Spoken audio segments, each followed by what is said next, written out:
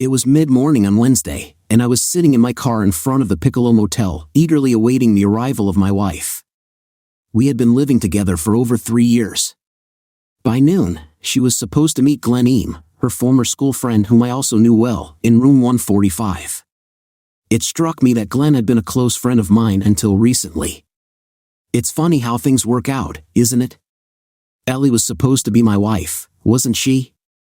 She and Glenn were high school sweethearts and had been dating all that time. It was Glenn who took her virginity after graduation. I distinctly remember the evening he bragged about his conquest, proudly talking about how he had won her over. He drove a large Chrysler truck with a spacious bed and an elongated cabin, always prepared with blankets and various things for spontaneous plans. Glenn was always ready for anything. This jerk was bragging to us about how he did it, during a late-night conversation after we all finished work that summer right after high school graduation. I still remember his words clearly, "Guys, I managed to pick her up after graduation." Apparently, she changed into her cousin's prom dress and wore a black Harley-Davidson t-shirt with super short jeans. She was undeniably attractive, with long curly brown hair cascading down her back, striking green eyes, and eyelashes that seemed to last forever. She had lovely small breasts and a toned ass. I mentioned that we were heading to Jed Nelson's gathering after graduation but suggested taking a short break before that. I explained that I wanted to share something important with her. I subtly hinted that I could propose marriage to her. Seeing that she was already on edge, I quietly slipped a couple of pills into her drink. In the blink of an eye, she was full of energy and desire. When she took off her jeans, I couldn't help but admire her beauty. She sat down on the blanket, and tears began to flow, silent tears streaming down her face as she looked at me, waiting for me to speak. I completely forgot what I wanted to say, so I blurted out that I had joined the Navy and would be leaving at the end of next week. I begged her to wait for me, to which she stopped crying and said she would think about it. I walked her home, wished her good night, and kissed her before leaving. We never made it to Jed's party where he promised to share one of his ridiculous stories, as always. I lingered on the outskirts of the gathering. Glenn, Ellie, and I were childhood friends, growing up together and attending the same schools from elementary to middle school. Glenn seemed to have everything: charm, money, athletic talent, and the admiration of all the girls. But despite numerous opportunities, he didn't succeed in anything. He was on the football team but eventually got expelled. He tried basketball and was expelled, and in baseball, he couldn't hit the ball. Despite his failures, he always had excuses for why things didn't work out. The football coach was unpleasant, small players elbowed him in basketball, and he claimed the referees were unfair in baseball. Despite this, he always managed to attract girls' attention. He became the prom king in our senior year and was voted the most memorable guy in the yearbook. I also played sports. My name is Wyatt Templeton. I joined the football team, skipped basketball, and excelled in volleyball throughout all 4 years. I played on the lacrosse team during the spring season. It seemed that physical attributes mattered a lot. Glenn was a big, muscular guy who did weightlifting, while I had always been thin. Though I couldn't keep up with the larger players in football, I excelled in running. In winter, my coach discovered my talent for jumping, which earned me a spot on the volleyball team. Lacrosse remained my main passion, where I played center. Despite Glenn's popularity with girls and the accolades he received, it seemed to me that I was just collecting letters. Glenn excelled at socializing in high school, and I did my best to keep up. Growing up in a large family, my mother's old car was our only means of transportation. Though I didn't have many opportunities for dating, I made do with what I had. After high school, Glenn went to Pennsylvania with financial support from his family, while I stayed behind and received a partial scholarship to a nearby state university. Although it wasn't much, it helped me get started. Having committed to teaching in this state for 3 years, I became a teacher in a public school. Accepting this profession meant accepting a modest income, but I remained dedicated to my job, driven by my love for children.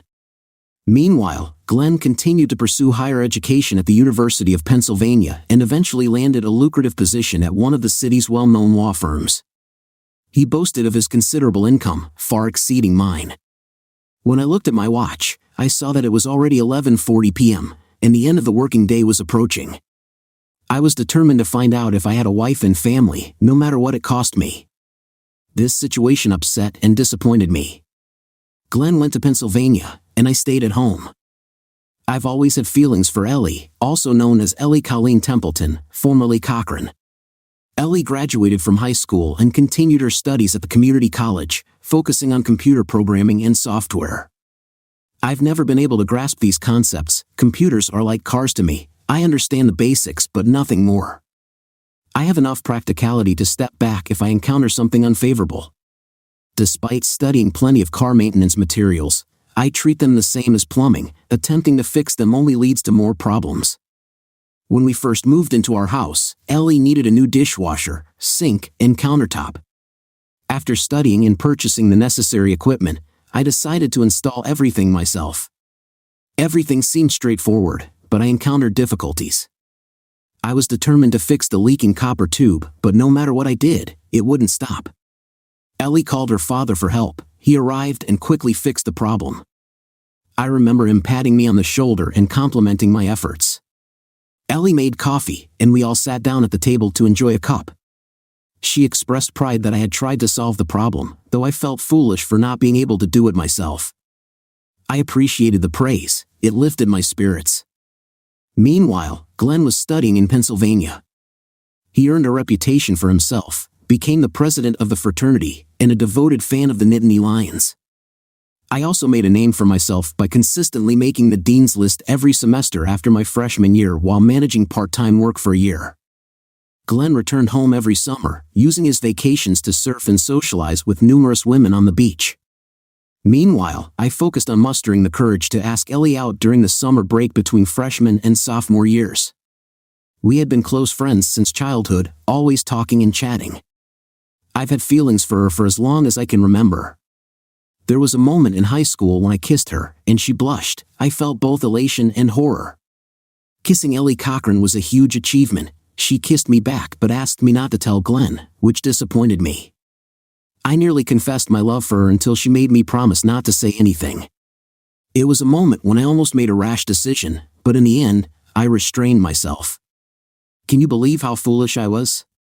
When I finally plucked up the courage to ask her out, she agreed. I decided to take her to the chic seafood restaurant, Sailor's Harvest, located outside the city. I wanted to make this evening special, treating her to a nice dinner before heading to the city for a play. I thought it would be a cool and memorable evening. Let me remind you, I never claimed to know anything about cars. After buying a used Hyundai with high mileage, the seller assured me that the engine was in good working order and would likely last another 10 years. He wasn't wrong. In the first 2 weeks of ownership, the car performed perfectly. Holding Ellie's hand, I couldn't help but admire how stunning she looked in a pale blue mini dress, nylon stockings, and high-heeled shoes. Despite her short stature, Ellie seemed taller than me in her heels.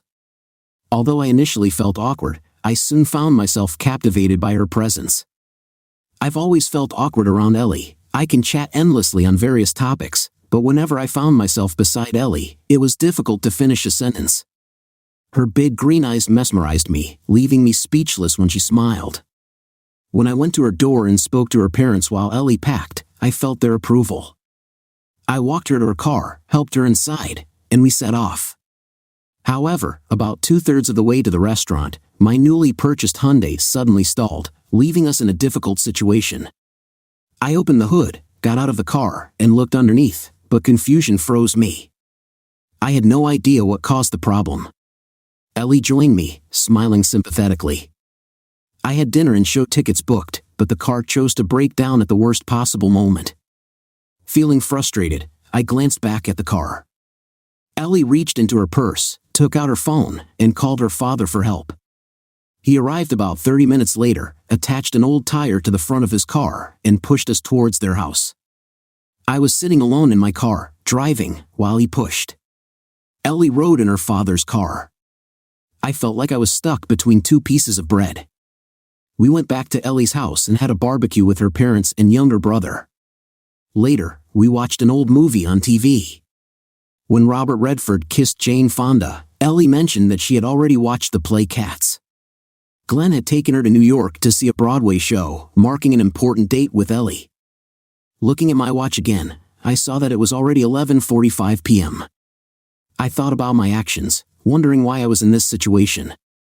Deep down, I always knew that Glenn would eventually come back to claim what he considered his prize. I was hoping that Ellie had distanced herself from him, but it seems I was wrong. Remembering our wedding day, I recalled how I tried to persuade Ellie to become my wife. After a bad first date, she decided to give it another try. It was the end of summer, and the city's carnivals were in full swing. I couldn't help but remember the previous year when Ellie won a beauty contest in our city during her senior year of high school. Despite the rainy weather, she was proclaimed queen on the second evening of the carnival. Glenn was supposed to be there, but for some reason, he stayed on the beach. As a result, I became her escort, knowing that I only got this job because she really wanted Glenn, although she didn't talk about it. As I said, it was raining outside, not just a light drizzle but a real downpour. Ellie had brought her usual clothes, but for the parade and coronation, she bought a special outfit, a stunning white mini dress. Unfortunately, the heavens opened suddenly, and in the blink of an eye, Ellie was completely soaked. Her beautiful dress, made of a delicate material similar to linen or cotton, stuck to her wet body. She was standing on a platform completely exposed to the public. I pretended not to notice anything and quickly ran off the platform. Noticing an elderly man's raincoat nearby, I grabbed it without hesitation. I hurried back to cover her, but the glossy enamel paint of the platform made it dangerously slippery in the rain. Despite my best efforts, I slipped and fell off the platform while putting the raincoat on Ellie. Lying on the wet grass below, I couldn't decide which hurt more, my pride or my body. I was sitting on the wet grass, torn between my pride and my pain, too embarrassed to go back upstairs. I watched Ellie sit on her throne and accept the crown and scepter without even looking in my direction. A wide smile graced her face, making it graceful and beautiful, but I couldn't shake the feeling that she was laughing at me too. When the rain stopped, we walked around the fairgrounds. Her dress dried up and stopped being transparent to others. Everything was as I expected. My brown levis were stained with grass, and my t-shirt was dirty. She looked like the city princess she was, and I looked like the city idiot. We went to the games and food stalls, stopping to eat beef and French fries. I treated her to a meat patty, cake, and ice cream. When I took her home, she thanked me with a kiss on the cheek. In a way, it was like a date. After the problems with the car, we continued to walk and enjoy simple entertainment. We watched movies, had picnics, swam in the park, and ate hot dogs. I treasured that summer, considering it something special. But towards the end of the season, Glenn reappeared and took Ellie on dates every night, making me feel invisible. I despised Glenn for that. When the clock showed 11:50 p.m., I realized it was time. How did I convince Ellie to marry me? It was like a miracle. As everyone knows about lone wolves, I was a loner in love. Some animals become strongly attached to one owner and remain faithful all their lives. That's how I've always felt about relationships. Although I've dated other girls, I've never been able to shake the feeling that they weren't right for me. While some men fantasize about movie stars, my thoughts have always been with Ellie. It seems all men have their own dreams, and for me, Ellie has always been first. There were two sides to Ellie, the conquering hero and the suffering hero. It didn't matter to me which one she was because, in my eyes, she was always perfect. Her name was Ellie, and I couldn't believe she agreed to marry me. I was happier than ever. From the end of our first summer vacation until our senior year, Ellie and I had a relationship that flared up and died down. Due to my limited funds, our dates were always on a budget. We loved events like demolition races, tractor pulls, carnivals, apple festivals, minor league baseball games, the state fair, and horse shows. Ellie had a deep passion for horse riding, considering it more a religion than a simple hobby, and I share her love for this sport. Ellie has had her own car since she was a child, but I've never been able to afford one. Glenn had a car too. Yes, I took her to church with me at every opportunity. Maybe it was a budget date, but I wanted to show her my character. We both belong to the Methodist faith, and they say that all Methodists like to sing and eat. I can confirm that Ellie has a wonderful voice. Now that we're married, she sings in the church choir and looks angelic in her attire. I can only hope that I will be as blessed as she is. I proposed to Ellie in the fall of her senior year, after she had already graduated from college and started working for a local software company. She traveled all over the area, repaired broken computers, and even started creating her own programs and games. I am not the best person to ask for an explanation about technology, as I have made my position on it clear. At the same time, Glenn, who constantly annoyed me as a student, was a senior at the University of Pennsylvania and was often absent, which pleased me. Upon returning home, Glenn immediately asked Ellie out on a date, to which she readily agreed. I couldn't get rid of the feeling that I was always in second place. Glenn did not return home from Thanksgiving empty-handed. He brought with him an amazing woman named Masha Ashcroft, with long blonde hair, beautiful breasts, an incredible figure, and captivating brown eyes. Masha was truly attractive. Glenn proudly introduced Masha to his family and friends, confidently stating that he planned to marry her. We all congratulated the happy couple. Ellie kissed Glenn and Masha, and I did the same. I shook Glenn's hand until they left, and then I got down to business. I finally felt that Glenn was really out of the game. Now it was my turn. Despite having other guys around, I was sure that I was now Ellie's number one choice after Glenn. Determined, I went to the mall, bought a ring, and prepared my proposal. I decided to do it in her family's house. It was a big modern house with a beautiful basement in the form of a club. I planned to take her downstairs and ask her the question since her brother was in school, and I assumed he wouldn't be home on Friday night. I called Ellie and convinced her to come downstairs to play video games. She always liked to win, so it was easy to persuade her. When we went downstairs, her parents and brother were upstairs. We returned to the playroom and settled down on the couch in front of the big TV. I knelt down and took out a tiny ring box, opening it to reveal the ring inside. Ellie, I began, but she interrupted me, surprised. I hesitated, fearing rejection. Ellie grabbed me and pulled me onto the couch, telling me to kiss her. That's what I did. While we were kissing, she started undoing the buttons on my shirt. By the time our first kiss was over, she had taken off both my shirt and t-shirt. I put my hands on her hips while she kissed me, fully clothed. After a few more kisses, she leaned back on the couch and looked at me intently. "Well?" she asked. I bent down and kissed her again, feeling like I was in heaven. Suddenly, her brother started walking down the stairs. After going down 3 steps, he heard Ellie's loud voice, "Vernon, come back upstairs." Her brother's name was Vernon.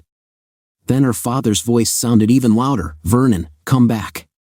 Ellie pulled me towards her, unbuckling my belt and jeans. We were sitting completely undressed on the couch in the playroom in her parents' basement while Mom, Dad, and brother were upstairs. I distinctly heard their conversation. On that unforgettable night, I became a man at the age of 21. I had never been with a woman before that night and remained innocent. It was a truly magical evening that I will never forget, and I believe that she felt the same way.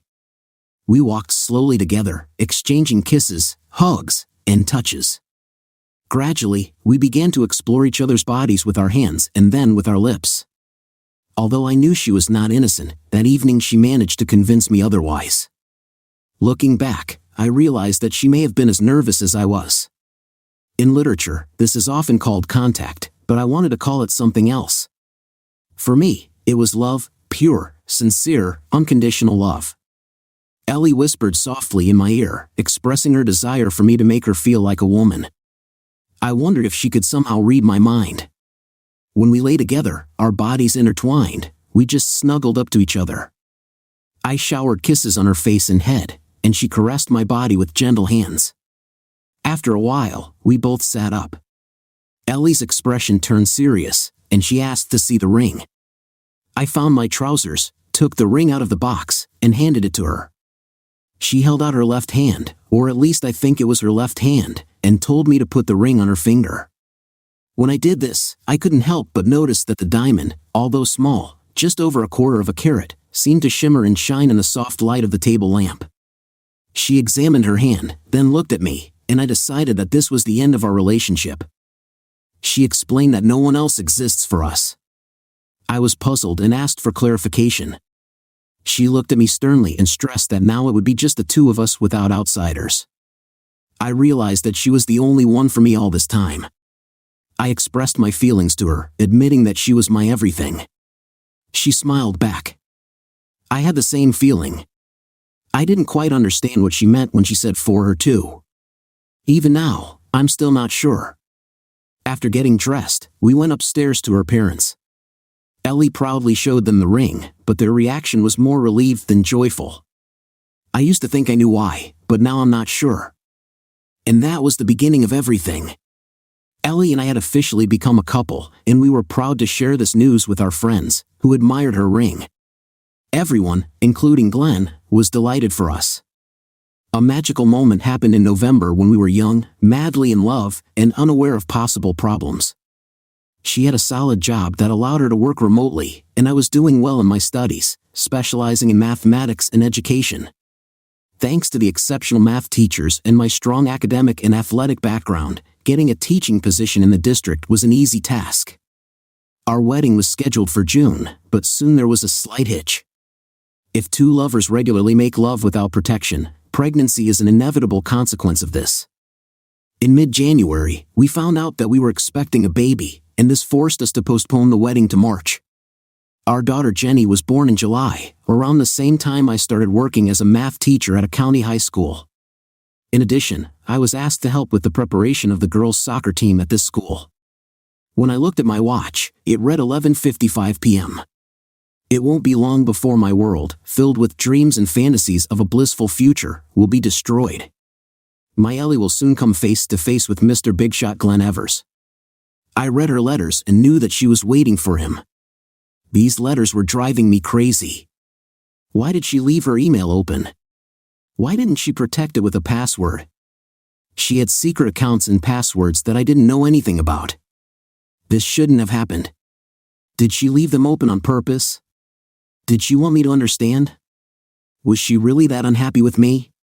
Was I really such a bad husband? I tried my best. God knows, despite our financial difficulties, I tried to compensate for them in other ways. I devoted myself completely to her.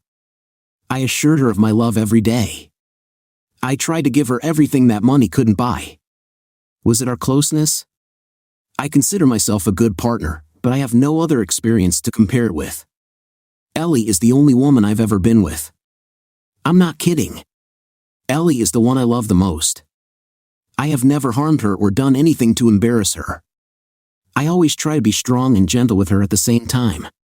After watching a movie with Meg Ryan, I learned how some women can pretend to have real pleasure. With Ellie, I can tell when she's really in the mood. I always try to focus on her pleasure.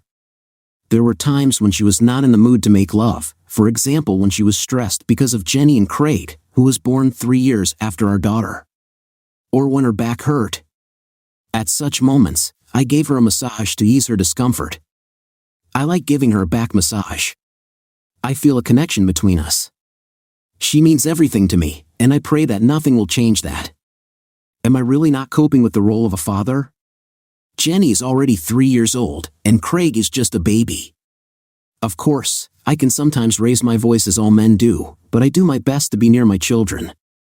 I read Jenny bedtime stories and take her for walks, trying to create the same memories as my parents. I try to be a good father, one that others admire. I try very hard to work around the house. I cook dinner, wash dishes, take care of the lawn, help with flowers, and use a vacuum cleaner. I am always ready to help her with whatever she needs because her happiness is important to me. When Ellie is unwell, I try to be close to her. I don't run off to the tavern or anywhere else. I show my affection by kissing her often and cuddling up to her when we go to bed. Recently, I came across Ellie's secret account, which aroused my curiosity but did not arouse any suspicions. I opened the message and immediately regretted it. Glenn, that scoundrel, had the audacity to ask if he could see her, stating that he missed her and was lonely in his marriage. He was looking for someone to confide in. I couldn't help but think about what a snake he was in the grass. But then I read Ellie's answer. She gracefully asked him to step back, reminding him that she was married and busy. She advised him to talk to his wife or consult a psychologist if he was really unhappy. He kept sending her emails, constantly whining and begging her to pay attention to him. He claimed that he needed someone and that she was the only one who truly understood him. Despite her resistance, he persisted. Eventually, Ellie's behavior changed. She began to think about how they went to school and how much fun they had before he got engaged to Marcia. She started discussing their past, not including me, which eventually caused pain in my heart. Glenn suddenly appeared in the doorway of the motel room. I narrowed my eyes while sitting in the car, so as not to catch his eye. Why am I so worried?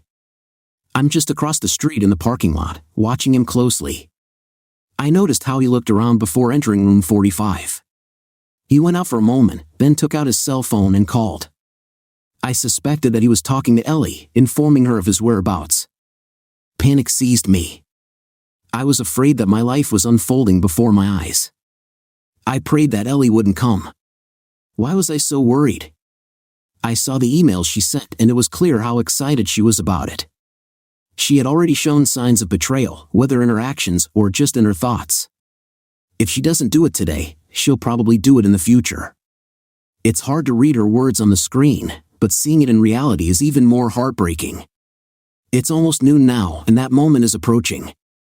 For me, a parent of 2 children and a third on the way, this situation is especially difficult. Yes, Jenny was born in July, 3 years and 2 months ago. Craig made his debut last October, and recently Ellie mentioned that she missed 2 periods. 3 children by a dishonest, unfaithful woman. No, I shouldn't say that. Ellie would never do that. But here he is. He's standing over there, and all because of these letters, these damned letters. I wish I hadn't looked at them at all. Although I must give her due, at first, she resisted, then she became intrigued, and now she is discussing his wife Marcia. Ellie persistently reminded him of his wife, asking questions like, "What about your wife, and why do you want to do this to her?" She urged him to talk to his wife, reminding him that Marcia loved him and deserved to talk. Despite Glenn's excuses that his wife did not understand him and he had never loved her as much as Ellie continued to defend Marcia's interests, arguing that she was faithful and deserved better. Ellie fought for Marcia, not allowing Glenn to ignore his responsibilities to his wife. She couldn't have handled this task better if she had been Marcia herself. But in the end, it didn't change anything. Last week, Ellie finally gave up and agreed to meet with him. And now we're here. My marriage, my life, and maybe Glenn and Marcia's marriage will end soon. I want to make it clear that I did not ignore this situation. I discussed it with my father, who shares my belief that when a man and a woman agree to get married, they give their hearts and souls to each other. The most precious thing in my life is with Ellie now. I want her to know that I don't want to control her, but she also promised herself to me. She declared that there was no one else for her, and her heart, soul, and body belonged to me just as mine belonged to her. I will not tolerate betrayal or deception. I am ready to provide for her and our children financially, even if it means living in poverty. I refuse to be deceived.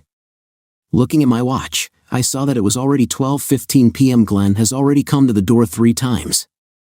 I can't help but wonder if Ellie is running late. It occurs to me that maybe she won't come. If she doesn't come, I'll tell her about the letters. I'll try to make her understand. We can consult a psychologist. My love for her is immense. I'd rather die than be without her. I have always been faithful to her and I cannot imagine life without her. Ellie's absence is like a slow death. I beg her to stay at home and not show up. But what if she does come? I already know the outcome. If she shows up, it will be the end. I refuse to accept it. I'm going to leave. We're going to have to get divorced. I will not live as a weak, powerless person. It's not in my nature. Please, Ellie, don't come. Time passes and it torments me. I have to find a solution. I have to make a call. I quickly dial Ellie's number on my mobile phone and she picks up the phone after just 1 ring. "Hi, it's me, Wyatt," I say. "What are you doing now?" "Where are you?" Ellie answers, "I'm home, Wyatt. Jenny's in the nursery, Craig's sleeping upstairs, and I'm ironing one of your shirts." After a moment of silence, Ellie asks, "Where are you? Shouldn't you be in class?" I say emphatically, "No, Ellie, I'm in my car right now, parked in front of the Piccolo Motel. I see Glenn coming in and out of room 145. It looks like he's looking for someone. Are you sure you're home?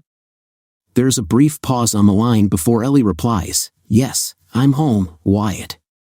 Please hang up and wait there. I love you. You know that I would never do anything that could harm you or our relationship. Trust me, just be patient. If you notice anything suspicious, call me right away. Now put down the phone. I followed the instructions and hung up. Good, I thought, giving her freedom. The second hand of the clock continued to tick. It was 12:30 p.m. Something happened at the Piccolo. What could have happened this time? I watched as several people came to the door of room 145. One of them was Marcia Haversam, but I couldn't locate the other man who was carrying something under his arm. He started knocking loudly on the door, making me cry out in surprise. Glenn opened the door, and the man handed him a bulky envelope, after which he said something that I did not hear. Curiously examining the contents, I watched as Marcia stood silently behind the man, and then they both turned to leave. Glenn quickly followed his wife, leaving me perplexed about the mysterious package. I was at a loss for what had just happened. Feeling the need for more information, I called Ellie again. She quickly picked up the phone and asked what I had witnessed. I told her that I saw a man handing Glenn a stack of documents while Marcia was present, and that I saw Glenn chasing his wife in the parking lot. Ellie asked me to give her my interpretation of the events, to which I hesitated a little before answering. Eventually, I came to an understanding and asked Ellie to confirm my thoughts. She explained that what I saw was the end of a troubled marriage. I felt perplexed. What do you mean? Can you explain? Please come home, my dear. I'll explain everything to you as soon as you arrive. I decided to take the day off and immediately went home. When I arrived, Ellie was already waiting for me. As I entered the house, I saw Ellie's mom loading our young children into her minivan. We exchanged greetings before I entered the house. Ellie took my hand and led me to the couch, which was actually an old one from her parents' basement. It was the same sofa where she had once given her very innocence to me a few years ago. Have a seat, my love, she said. I sank down on the couch as Ellie knelt in front of me. I'm really sorry, dear. You shouldn't have come across these letters. I'm afraid that's where the whole misunderstanding started, she admitted. I didn't want to, but I couldn't help but read them, I confessed. Ellie squeezed my knees slightly before continuing, let me clarify. A few weeks ago, I started receiving emails from Glenn. He expressed a desire to meet with me, and his intentions were quite clear. I nodded understandingly. I did my best to dissuade him, she added. Despite his persistent letters, I came up with a plan by contacting Glenn's wife, Marcia. They have been feuding for a long time because of Glenn's shortcomings as a husband. Ellie, sensing my concern, reminded me that I was not like Glenn. When I tried to comfort my wife by leaning closer, she gently pushed me away, continuing that Marcia needed a reliable partner, not someone who was incapable of commitment. Together, Marcia and I found a solution to their marital problems. What you have just heard is the exposure of a double deception. Marcia and I have been receiving his letters at the same time for the last few weeks, but Marcia answered them, not me. I leaned closer. Let me explain, dear. Marcia and I organized all this. Marcia doesn't want to hurt him. Why would that be? His financial support is very important to her, but she wants to leave. She dreams of finding a partner she can rely on and love. We've discussed this before. She needs someone like you. Today you witnessed Marcia's exit. I'm sorry I didn't mention this earlier. It just didn't occur to me that you would find it important or believe my love that we were talking as one. I'm already working on conceiving our third child, Braxton. I was furious and upset. I was ashamed and embarrassed, Ellie. All my life, I felt like I was in a secondary position to you. All the years you spent in high school and college, it seemed that Glenn always held the number one place in your heart. I was constantly on the sidelines, afraid that I had lost you because of him. When Ellie got up and started unbuttoning my shirt, she spoke fondly about me, calling me a smart and wonderful person, remembering my school days. I wiped away a tear, remembering the stupid football games and lacrosse games we went to. I hate football. I hate lacrosse, I confessed, feeling nostalgic for the past. Lacrosse seemed uninteresting to me, but football was even more boring. Do you really believe that I went to every game for 4 years out of love for sports? I was there to support you. I still remember the moment when our eyes met during the game.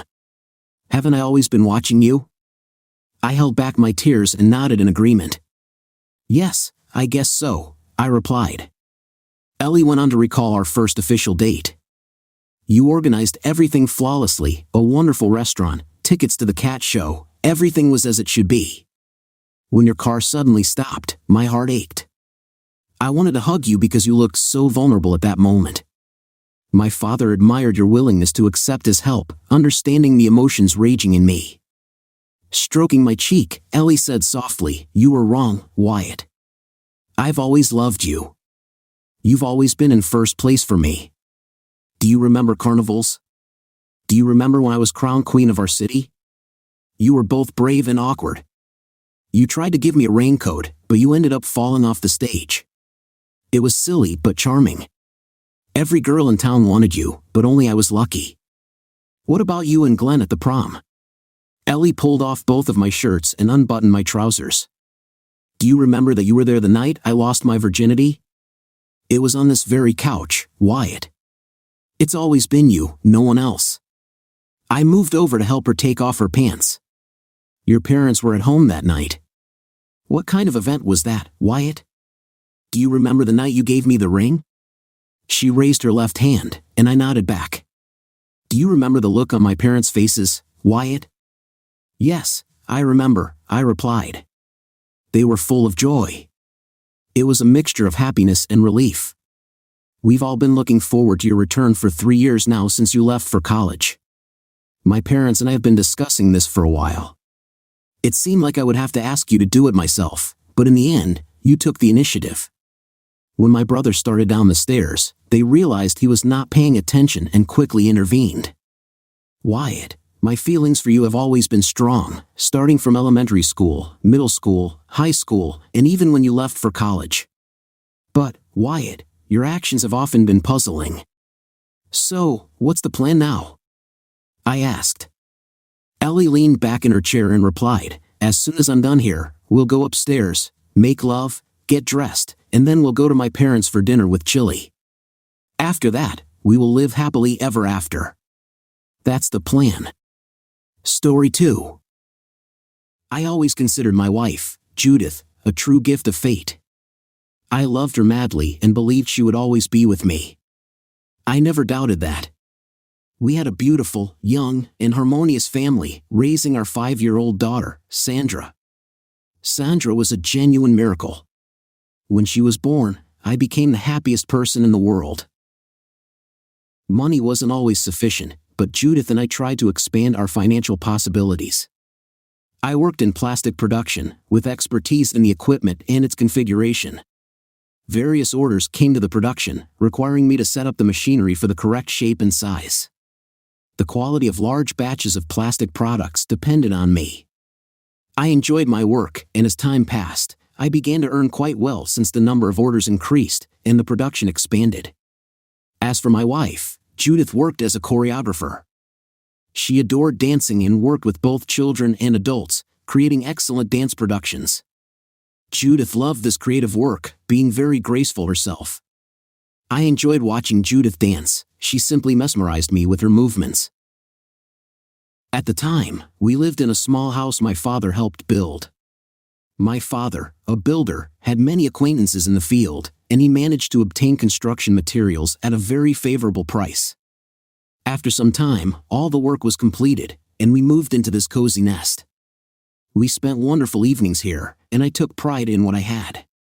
We lived together in harmony and happiness, facing no significant issues. We managed all our responsibilities. We had established schedules to ensure Sandra received enough care and upbringing.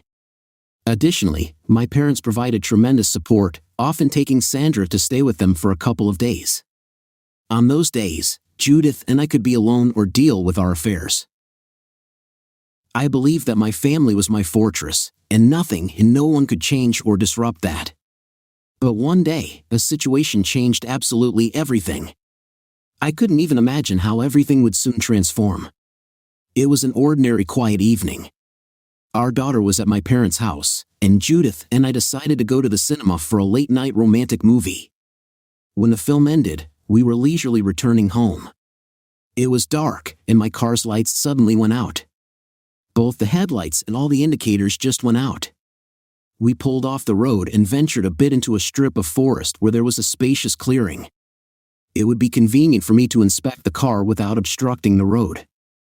I started looking for a flashlight in the glove compartment since it was already quite dark outside. I didn't want to fiddle with it in the rain, but there was no other choice. I hoped I could fix the problem.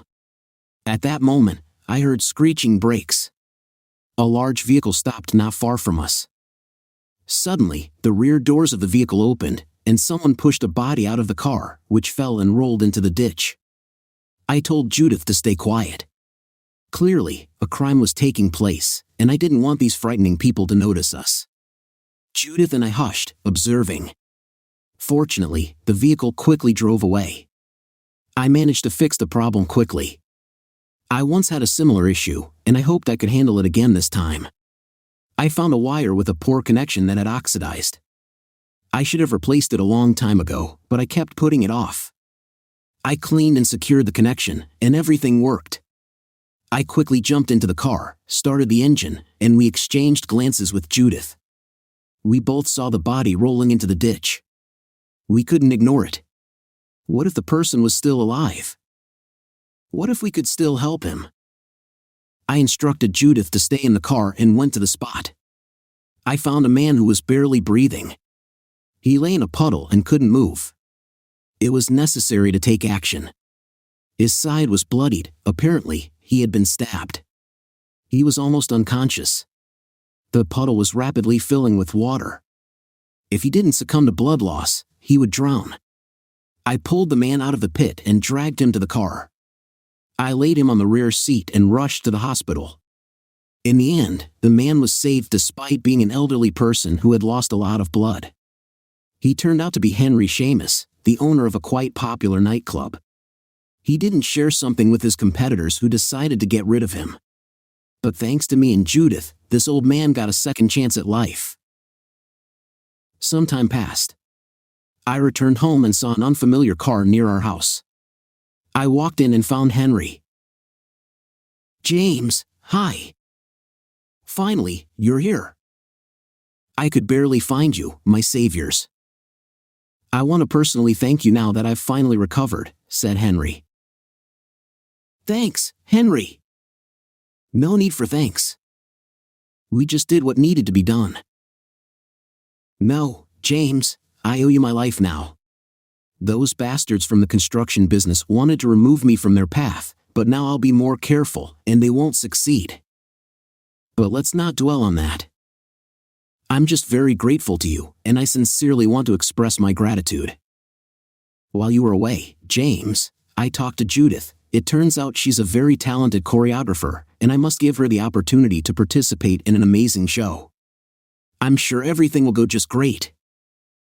I'll be happy to have both of you at my club. You'll be the most honored guests, with the best table and everything free. I promise. And if there's anything else I can help with, always feel free to ask." "Henry, thank you so much. It's unexpected and pleasant," I replied. "I'm incredibly grateful to live thanks to you. James, you have an amazing wife. She's beautiful and young. It's a pity my youth has long passed. But let's not dwell on the sad. Take care of Judith, be happy, and I'll be on my way," said Henry and left. "Darling, isn't this just amazing, right?" Judith exclaimed. "Yes, Judith, congratulations on the new opportunities. But I would be cautious with Henry. He's involved in some dangerous affairs if someone tried to kill him. So don't rush to rejoice," I advised. "James, stop it. Henry is an excellent and kind person. He genuinely wanted to thank us. There's no need to suspect anything fishy here." Judith, I don't want you to be upset. I just want you to be cautious with our new friend. We know almost nothing about him. That's why I have some doubts about his sincerity. It all seems a bit strange. And we have a little daughter whom I don't want to expose to any risks. James, there's no need to dramatize everything. We'll have time to get to know Henry better. He has provided an excellent opportunity for me. Can't we just be happy as we were before? No need to invent problems out of thin air. Judith was thrilled with Henry's proposal. Her reaction scared me. I understood that this was a great opportunity for her, but our new friend didn't inspire much trust in me. I decided not to be overly suspicious for now, but I kept a close eye on Henry. We went to his club several times, but I wasn't particularly fond of such gatherings. I preferred spending time at home with my family or going to quieter places. However, Judith was over the moon. She loved all the noise and loud music. I went with her just because she wanted it. Over time, I realized definitively that Henry wasn't as benevolent and straightforward as he initially portrayed. This old man was hiding something. I saw him in the company of young women of easy virtue, and I didn't like it much. I wanted less and less to engage with him. I hoped Judith would calm down soon, and we could continue our happy and secluded life. But everything only got worse. Judith immersed herself entirely in the new project, where various stars and quite famous people were supposed to participate. Judith was simply ecstatic that she was given such an opportunity. Initially, I tried to understand all this. After all, such a chance doesn't come by often. I wanted Judith to be happy, but I became increasingly troubled by the fact that she spent very little time at home. She had a new circle of friends, new colleagues. And Judith began to change. All this hustle and bustle absorbed her, and she devoted less and less time to her family. She could come home very late. Sometimes she came home drunk. And she already went to that damn club without me, unwilling to spend free time with me. Of course, she didn't completely distance herself from the family, but the time she spent with us, she behaved strangely, as if without much interest. I saw all this, and it hurt. I tried to talk to her, but Judith unpleasantly surprised me more and more. Judith, explain to me what's happening. James, why are you starting again? Everything is fine. What's bothering you now? What's good about it? You're just turning away from your family. At first, I tried to be understanding. You're involved in a prestigious project. That's very good. But you're no longer interested in the life of your family. Even the little time you spend with us, you act as if you were forced. James, you've just become boring and grumpy. It feels like I'm talking to some old man. Nothing bad is happening. Everything is fine. But if you continue in the same spirit, then there will definitely be problems. Judith, I don't recognize you. What happened to you? Your new friends, new job, new lifestyle, did you decide to exchange your family for all this? Remember that you have a little daughter. I won't even mention that I've taken on most of the household and parenting responsibilities for Sandra. But right now, she needs her mom, she needs your presence, she doesn't need your justifications and silly excuses. She needs your care and attention. That's the most important thing now, do you understand? James, enough. I'm tired of listening to all this from you. You don't support me. You constantly annoy me with your statements and suspicions. I'm really tired of it. Judith's behavior was something I couldn't understand or explain. She had never acted this way before. It was very strange. I needed answers, but I didn't know where to find them. Judith wasn't responsive. I didn't know how to fix everything. I searched for reasons but couldn't dig up the truth. Negative thoughts crowded my mind. My young family was falling apart. I regretted many times helping that bastard, Henry. I knew not to expect anything good from him. No matter how good his intentions and gratitude might have seemed, he didn't make our family happy, he destroyed it. Judith couldn't resist these temptations either. I didn't know exactly what was happening when I wasn't around. But I couldn't just watch all this without doing anything. I was tired of this uncertainty, and I decided to get to the bottom of it all. Now Judith would be under constant surveillance. I wasn't going to leave her unattended. Of course, I didn't plan to shackle Judith to myself, although I wanted to. I decided to keep an eye on my wife. I wasn't going to her workplace. It would be challenging to go unnoticed and monitor properly. But Judith was going to the club again, to Henry's club. There, I could watch what she would do and with whom she would interact. On that day, Sandra was at my parents' place. I prepared inconspicuous clothes and started waiting for the evening. Judith was getting ready to go to the club. I looked at her, and anger and disgust toward her were already building up in me. She gathered without any extra hesitation and left. I followed her. Judith was waiting for a taxi on the street. I was already sitting in my car, wearing a hood over my head, waiting. The taxi arrived, and Judith got into the car. She went to that club. Soon she got out of the taxi and entered the club. I followed her slowly. I didn't disclose my name at the entrance, and the bouncers probably wouldn't remember me since I rarely visited. I paid the entrance fee and carefully entered. I went to the second floor and started observing from above. There were many people here, and dance music was blaring. I saw Judith, accompanied by a couple of guys and a couple of girls, her new colleagues, presumably. For now, I didn't notice anything unusual. But after a while, Judith abruptly said goodbye and left the club. I hurried after her. A white SUV with tinted windows approached the entrance. Judith quickly got inside, and the car drove away. I couldn't see who else was in the car. I quickly got into my car and followed the SUV. We arrived at a country complex surrounded by trees. The automatic gates opened, and the car entered the territory. I stopped and approached the fence. The fence was high, but I managed to climb it and get inside. There was a building resembling a sauna, a summer gazebo, a swimming pool, and a 2-story house. The entrance doors were closed, and the windows were also closed. I started inspecting the house from the outside and saw that the door to the balcony on the second floor was open. There was a ladder nearby, which I placed under the balcony. I climbed onto the balcony, then found myself inside the house on the second floor. Of course, I understood that I wouldn't see anything good here. But I needed to see it through.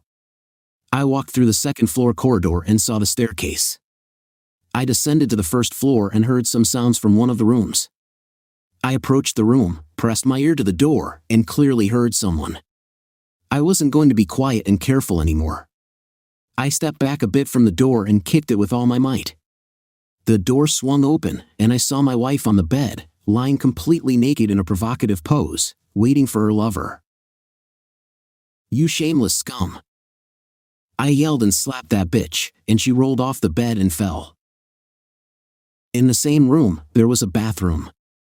Some bastard stirred in there, hearing the loud sounds. It was audible as the shower turned off, and this jerk started coming out. "Judith, my little cherry, what's going on there? Can't you wait for my little pepper to be in you?" said the asshole as he emerged from the shower. "Feel how your crushed balls jump to your chin," I said and delivered a powerful blow between the legs to that naked bastard. When I looked at him, I simply couldn't believe my eyes. On the floor lay and writhed in pain Henry. "What the hell? Henry? Oh, you old bastard!" I shouted. "James? What are you doing here? How did you get here?" Henry wheezed. "It shouldn't bother you right now," I said and kicked that bastard in the stomach. "James, wait, please. I understand how it looks. It's terrible. I shouldn't have done this. It's a mistake. But we can still fix it," pleaded Judith. "James, forgive me, forgive me. Wait. Let's talk," begged Henry. "Shut up, whore, shut up. I don't want to hear a single word from your filthy and lying mouth. You deceived me for so long. You were screwing this old bastard while I was worried and waiting for you at home with our daughter. What kind of creature do you have to be to do this? You're a bitch with no justification. And you, Henry, you're a real scoundrel. I knew I made a mistake when I saved you. Well, nothing. Now both of you will die right here, you bastards. I said and kicked Henry in the face, and he passed out. The shower stall was sealed quite tightly to prevent water from escaping. I plugged the drain in the shower stall. There was a metal frame at the top of the shower stall that was perfect for me to hang the bastards by their feet. The monstrous death penalty arose on its own in my head. The hands simply did what was needed. I tore the curtains off the windows and tied up the bastards. Then I hung those bastards upside down in the shower stall. They screamed in horror, trying to persuade me not to do this. But I was relentless. At the bottom of the shower stall were water supply structures that were perfect for tying the bastards' throats to them so they couldn't lift their heads. Well, bastards, your time has come. Now no one will help you. You will end your miserable lives in this miserable shower stall. I said and closed the cabin, turning on the water first. The bastards squirmed and screamed, but they couldn't do anything. And this horror of helplessness and hopelessness filled them more and more. Water began to collect at the bottom of the shower stall. It gradually began to cover the heads of these bastards. Then the water had already covered their eyes and was slowly creeping up to their nose and mouth. I heard those bastards start choking and coughing as the water started filling their mouths. They kicked and thrashed desperately, their movements beginning to turn into convulsions from lack of oxygen. They already realized that this was their painful end. But I didn't want to become a killer. I opened the shower stall and water rushed out onto the floor. Then I cut the ropes, and these bastards fell out of the shower stall, coughing up water and greedily inhaling air with terrible sounds. They were shaking and crying. I can congratulate you, bastards. This is my parting gift. I don't want to be responsible for your death. Live, but I warn you that if you cross my path, I will do everything to make you die. I don't want to see or hear anymore. You can continue your dirty deeds. Just don't interfere in my life anymore. I said and left. I left the house and got into the car. Rage made my whole body tremble. This shock and pain and hatred and despair, all this seethed inside me, tearing me apart. I drove in silence for several kilometers and stopped on the side of the road, and then I just started yelling and putting my hands on the steering wheel. Then came the hard days. It was not easy for me. These bitches won't leave me alone. I tried to protect my daughter from her own mother, who was completely distraught. She threatened me, tried to take my daughter and everything I had. I contacted everyone I knew and spent my savings on lawyers to win the cases. Some strange people were chasing me. I tried to lead a secretive and inconspicuous lifestyle. But soon it all ended. When these bastards were driving together in a car, someone crashed into them and pushed them to the side of the road. The impact was strong and they were seriously injured. But now they themselves were in the ditch, and no one was in a hurry to get to them. A cold veil of death covered their bleeding bodies. When I found out about this, I didn't even know how to react. For me, Judith has long since died. She chose her path, stayed with that nasty old bastard, and decided to cross my path after all. What's happened? What was it? Fate, or someone decided to punish Henry for his dark deeds? For me, it was no longer important. I just wanted to forget this whole nightmare and start a new life. But starting a new life was difficult. I tried not to show my feelings in front of my daughter. But it was hard for me to return to normal life. But, fortunately, luck soon smiled on me. Amanda was the name of my savior. This girl worked as a salesperson in a children's store. She repeatedly commented on how difficult it was for me to choose some children's things. Amanda was happy to help me and told me a lot of useful things. She and I became friends, and after a while we became close and began to live together. Sandra adored Amanda, and I was glad that I could be happy again. After some time, Amanda became pregnant, and we all waited together for the birth of a new member of our family.